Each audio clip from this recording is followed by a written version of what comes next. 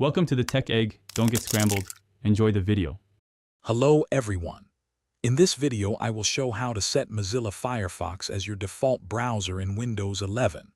This is a straightforward process that ensures all your web links and internet shortcuts open automatically with Firefox.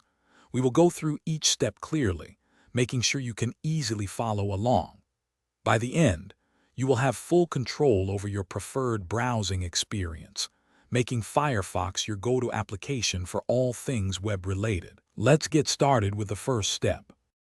To begin, simply open your Start menu, which is usually found at the bottom center of your screen. Once open, type Default Apps into the search bar. You should see a result that says Default Apps under System Settings. Click on that. This will take you directly to the section where you can manage all your application defaults. Here, you will find a comprehensive list of all the programs installed on your computer, ready for you to configure.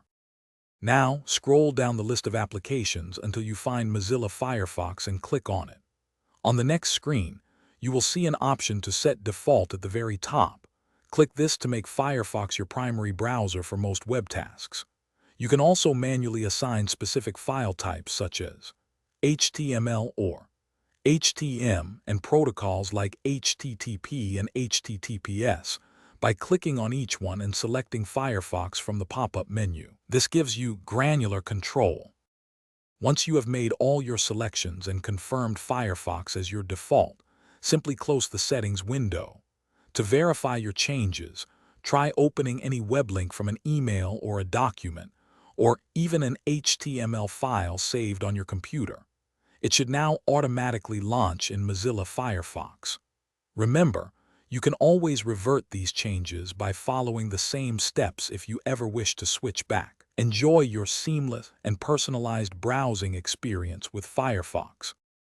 Thanks for watching. Consider subscribing if I helped unscramble your problems.